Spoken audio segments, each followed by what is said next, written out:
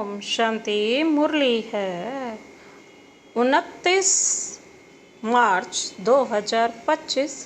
बाप दादा के मधुर महावाक्य। मीठे बच्चे, तुम्हें ज्ञान से अच्छी जागृति आई है।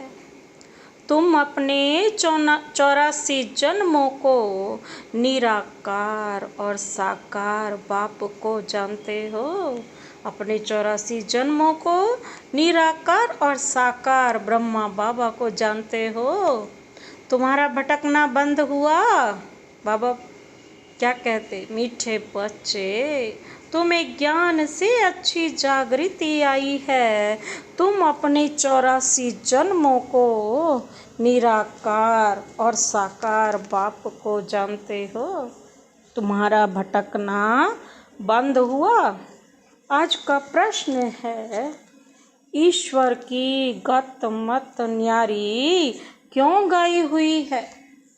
ईश्वर की गत मत न्यारी क्यों गाई हुई है?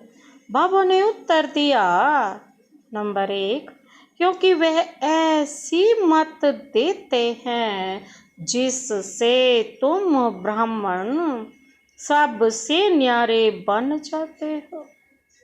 तुम सब की एक मत हो जाती है। दूसरा पॉइंट है, ईश्वर ही है जो सब की सदगति करते हैं। पुजारी से पूज्य बनाते हैं, इसलिए उनकी गत मत न्यारी है, जिसे तुम बच्चों के सिवाय कोई समझ नहीं सकता। बाबा क्या कहते कि किसकी गत मत न्यारी है? क्योंकि वह ऐसी मत देते हैं ना बाबा, जिसे तुम ब्राह्मण सब से न्यारे बन जाते हो। तुम सबकी एक मत हो जाती है। दूसरा पॉइंट है, ईश्वर ही है जो सबकी सदगति करते हैं। पुजारी से पूज्य बनाते हैं, इसलिए उनकी गत मत न्यारी है, जिसे तुम बच्चों के सिवाय कोई समझ नहीं सकता। ओम शांति। तुम बच्चे जानते हो, बच्चों की अगर तबीयत ठीक नहीं होगी तो बाप कहेंगे भल यहाँ सो जाओ। इसमें कोई हर्जा नहीं, क्योंकि सिक्की लधे बच्चे हैं। अर्थात 5000 वर्ष बाद फिर से आकर मिले हैं। बाबा कहते, किसको मिले हैं हम? बेहद के बाप को, अपने बाप को, संपूर्ण बाप को।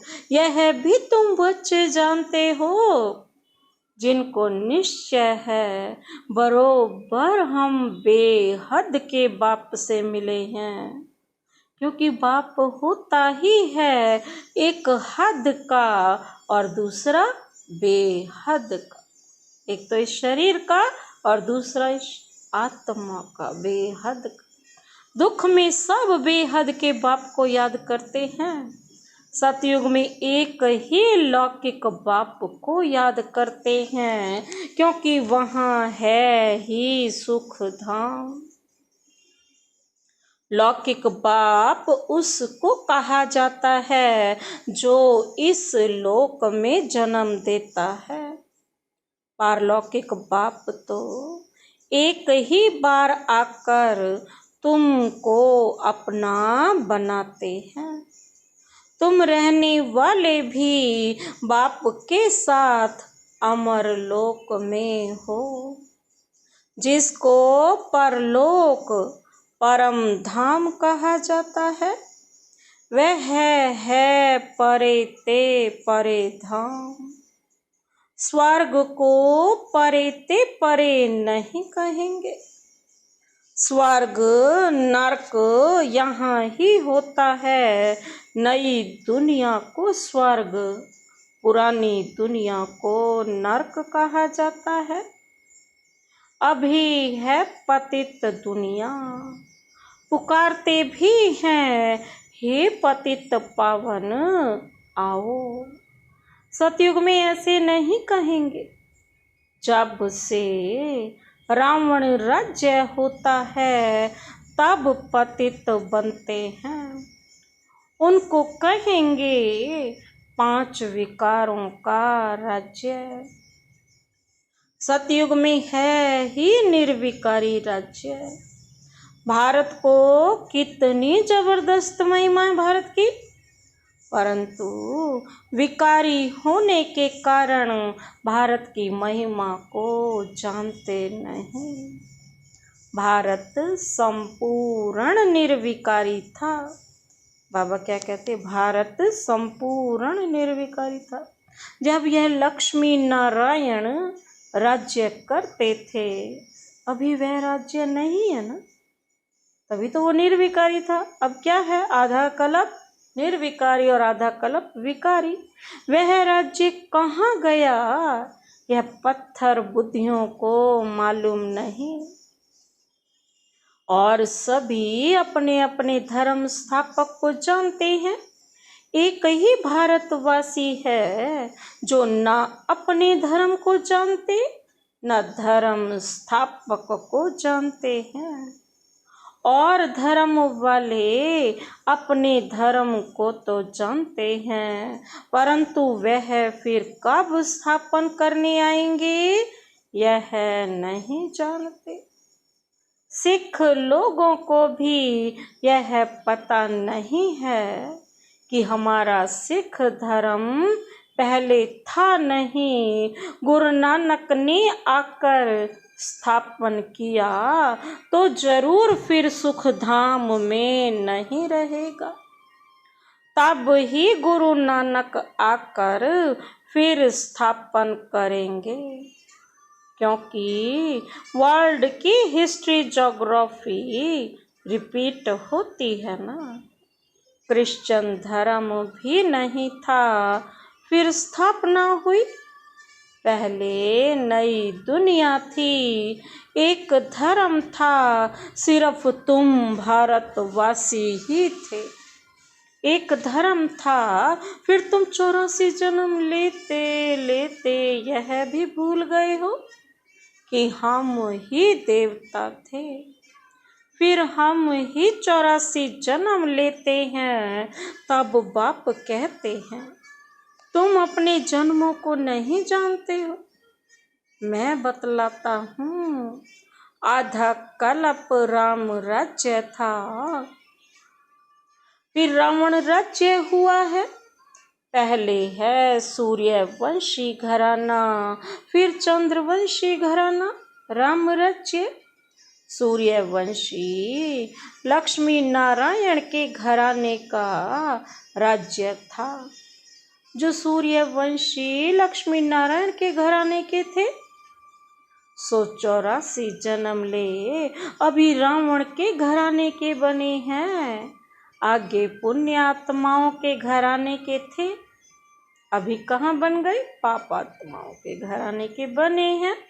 84 जन्म लिए है ना, वे तो क्या कहते 84 लाख कह देते।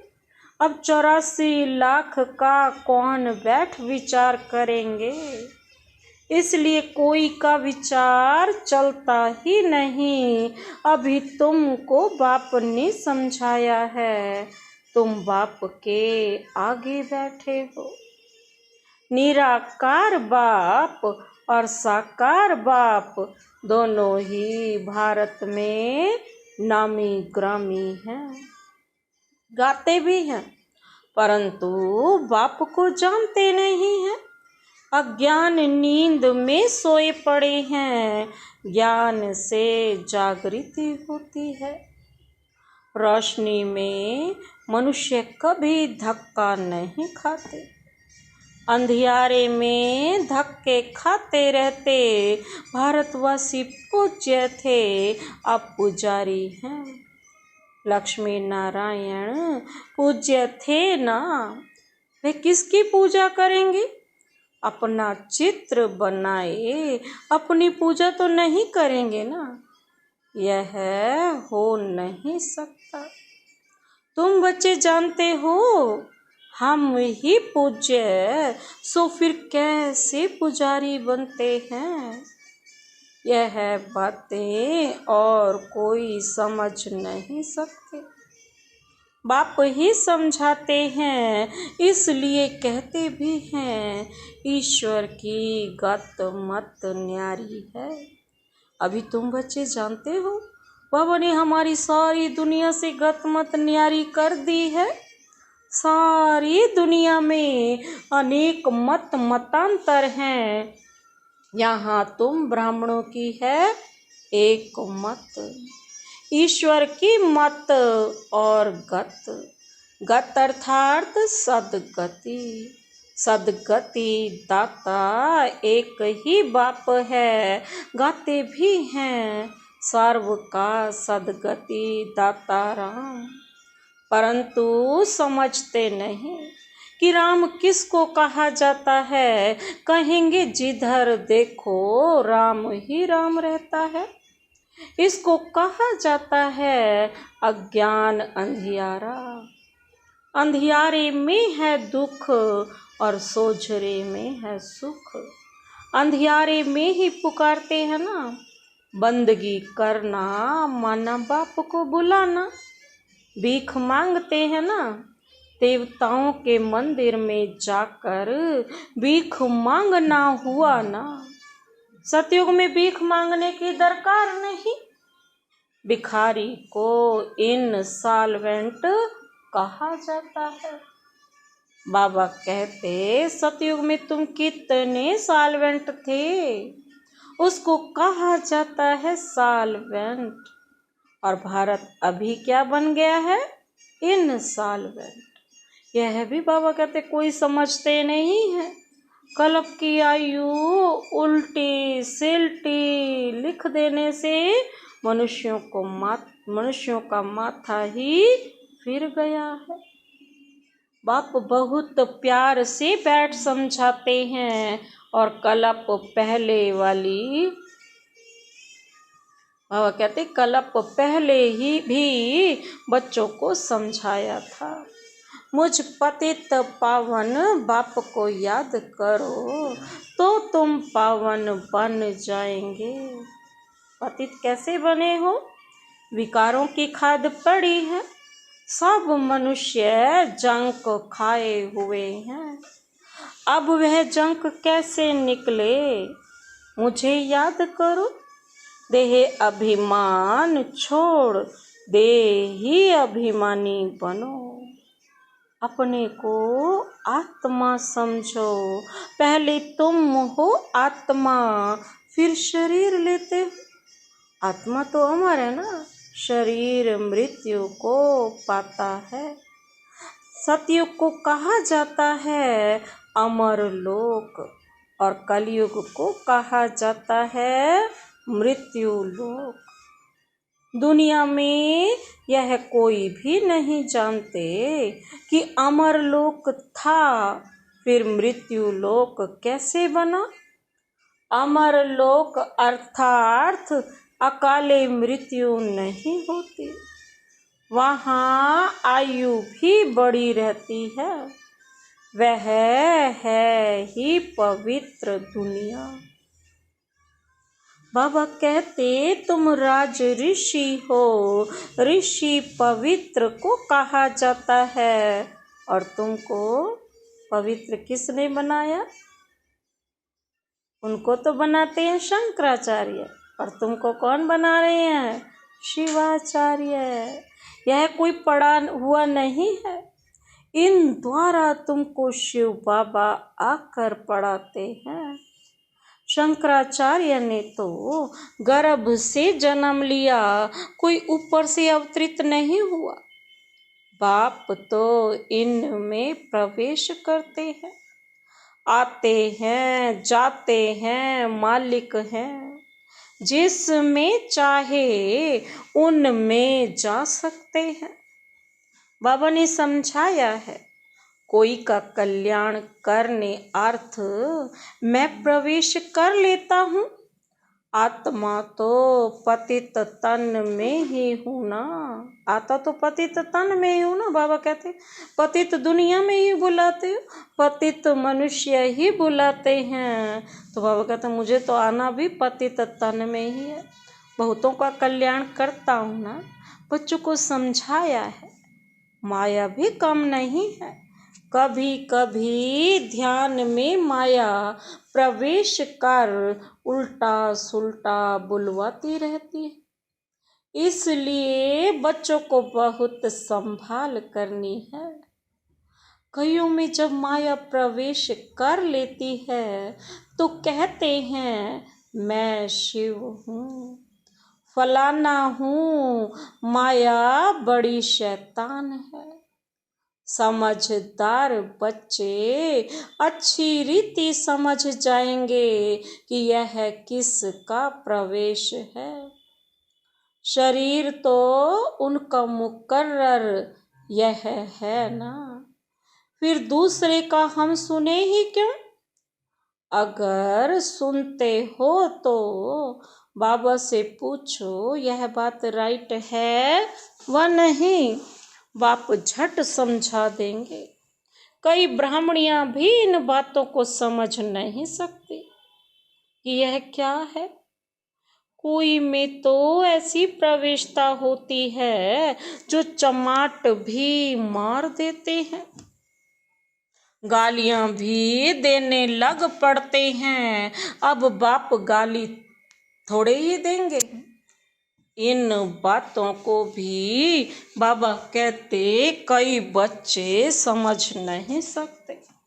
फर्स्ट क्लास बच्चे भी कहाँ कहाँ भूल जाते हैं। सब बातें पूछनी चाहिए, क्योंकि बहुतों में माया प्रवेश कर लेती है।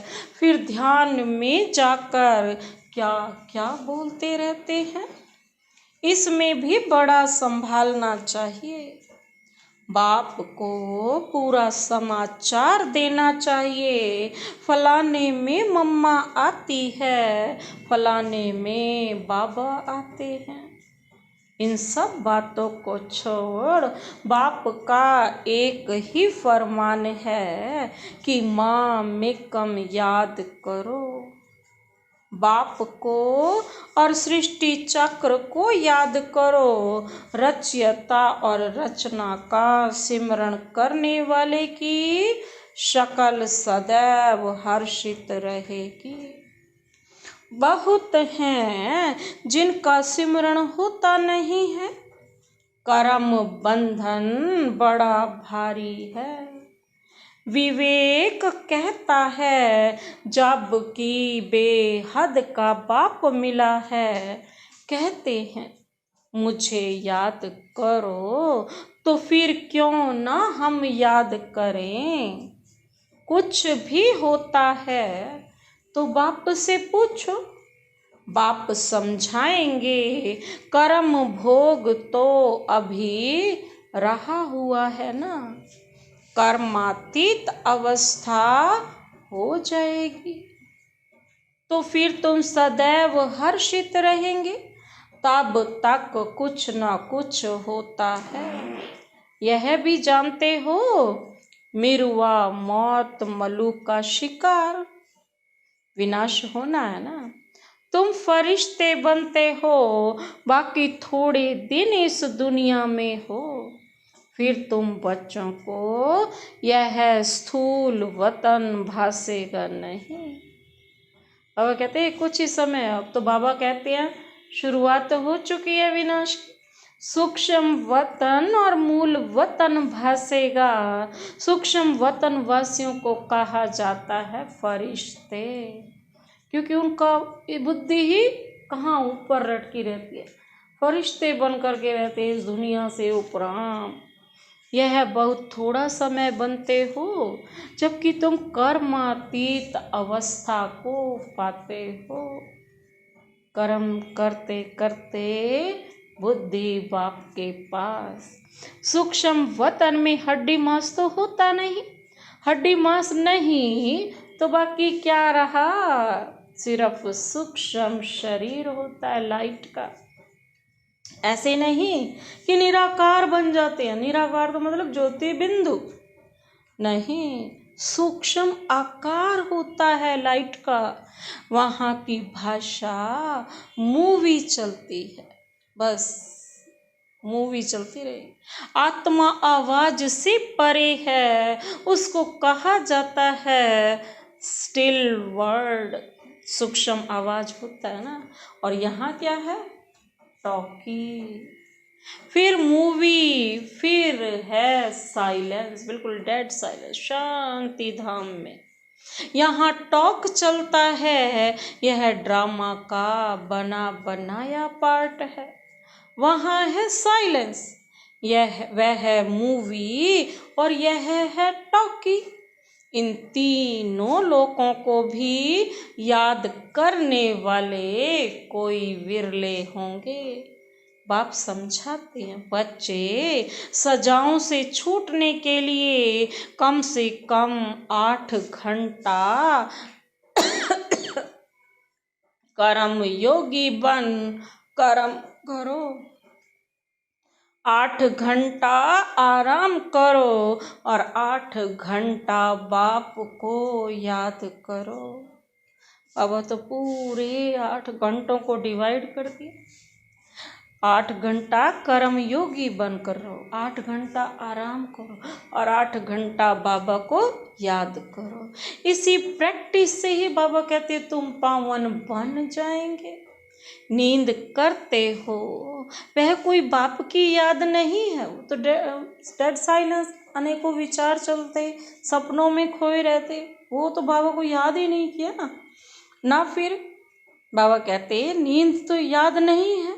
ऐसे भी कोई ना समझे कि बाबा के तो हम बच्चे हैं ना, फिर याद क्या करें। नहीं, बाप तो कहते हैं ना, मुझे वहाँ याद करो, परम धाम में अपनी स्थिति और स्मृति दोनों चीज़ें याद करो। जब अपने को आत्मा समझ मुझे याद करो, जब तक योग बल से तुम पवित्र ना बनो, बाबा कहते तब तक तो घर में भी तुम जा नहीं सकते।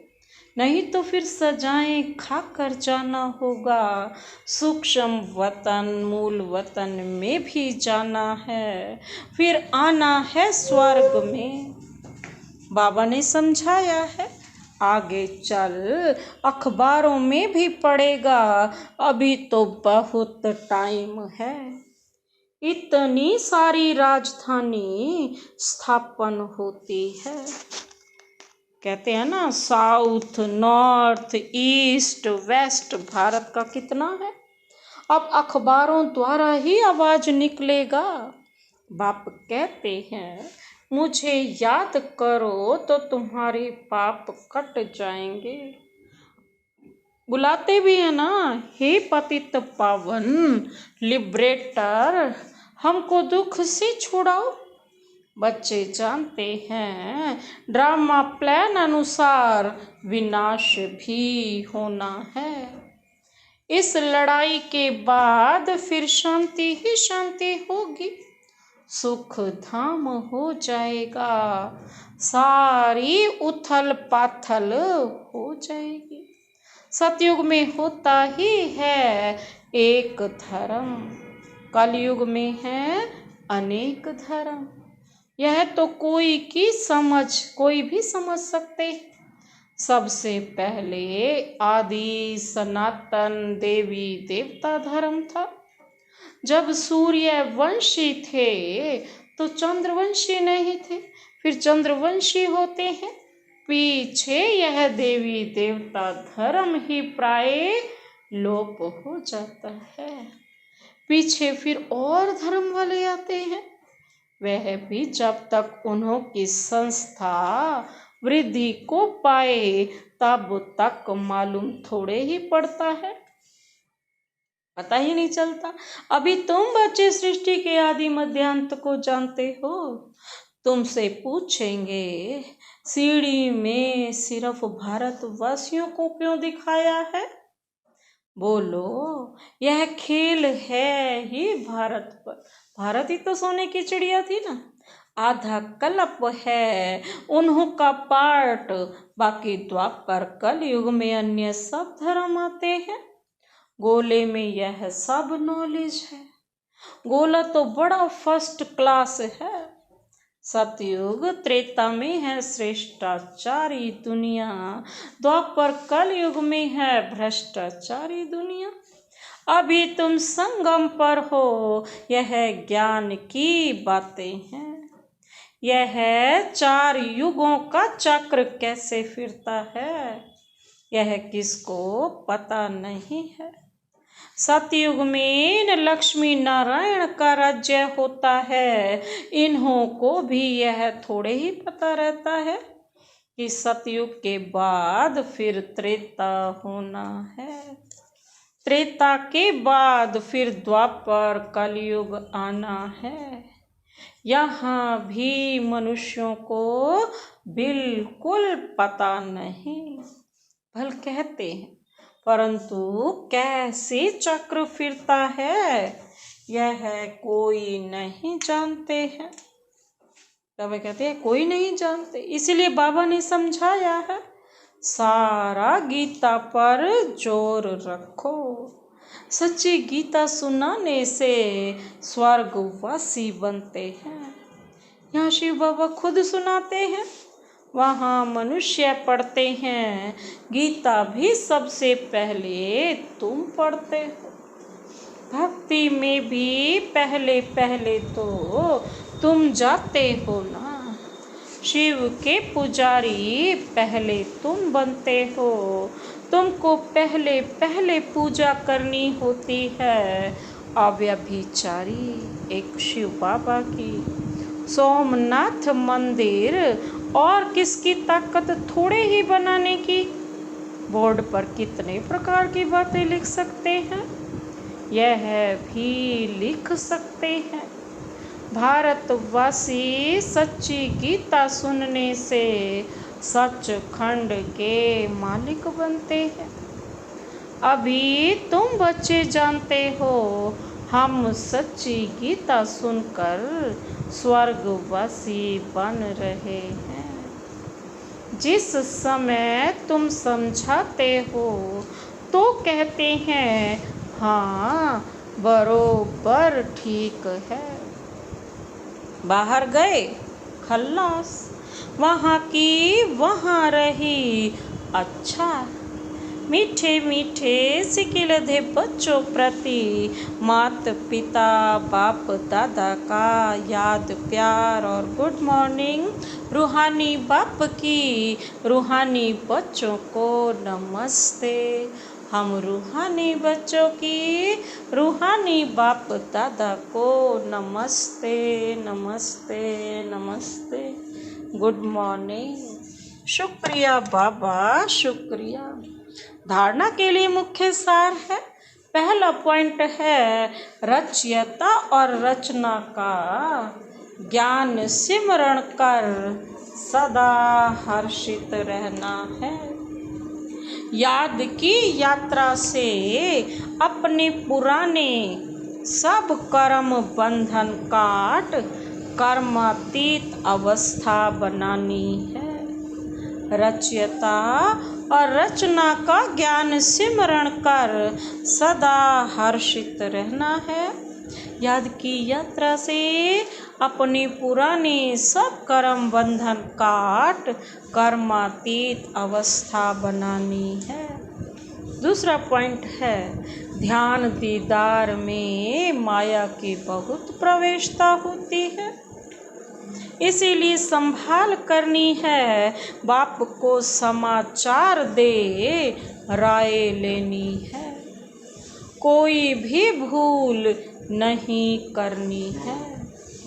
ध्यान दीदार में माया की बहुत प्रविष्टता होती है, इसलिए संभाल करनी है।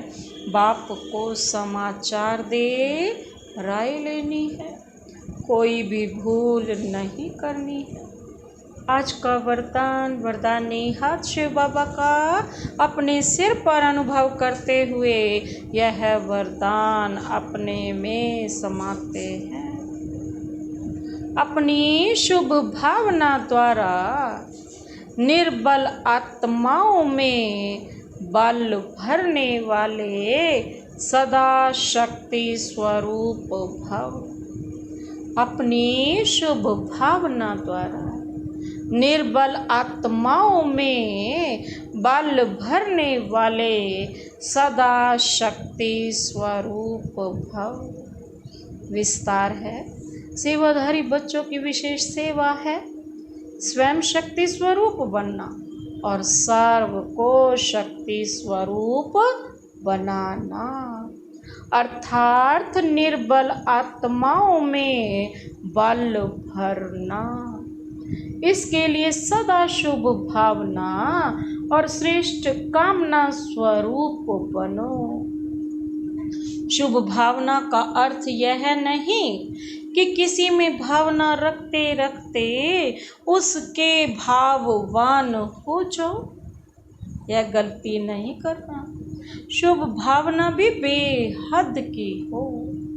एक के प्रति विशेष भावना भी नुकसान कारक है, और वो कहते सबके प्रति बेहद की शुभ भावना हो, किसी एक के प्रति भी नहीं, सबके प्रति। इसलिए बेहद में स्थित हो निर्बल आत्माओं को अपनी प्राप्त हुई शक्तियों के आधार से शक्ति स्वरूप बनाओ। आज का स्लोगन, अलंकार ब्राह्मण जीवन का श्रृंगार है, इसीलिए अलंकारी बनो, देह अहंकारी नहीं। अलंकार ब्राह्मण जीवन का श्रृंगार है, इसीलिए बाबा कहते हैं इन ज्ञान शक्तियों गुणों को धारण करते हुए अलंकारी बनो। देह अभिमानी नहीं, देह अहंकारी नहीं। अव्यक्त इशारे हैं सत्यता और सभ्यता रूपी कल्चर को। जितना सत्यता लाते जाओगे अपने अंदर उतने ही सभ्य बनते जाओगे। कई बच्चे कहते हैं वैसे क्रोध नहीं आता, लेकिन कोई झूठ बोलता है तो क्रोध आ जाता है। उसने झूठ बोला, आपने क्रोध से बोला, तो दोनों में राइट कौन? कई चतुराई से कहते हैं कि हम क्रोध नहीं करते, हमारा आवाज़ ही बड़ा है, आवाज़ ही ऐसा तेज है। लेकिन जब साइंस के साधनों से आवाज़ को कम और ज़्यादा कर सकते हैं, तो क्या साइलेंस की पावर से अपने आवाज़ की गति को धीमी या तेज नहीं कर सकते हो?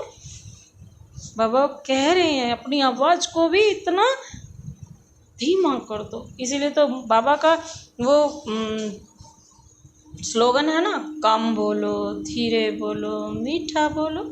बाबा कहते हैं हर पल उसे याद रखो। अच्छा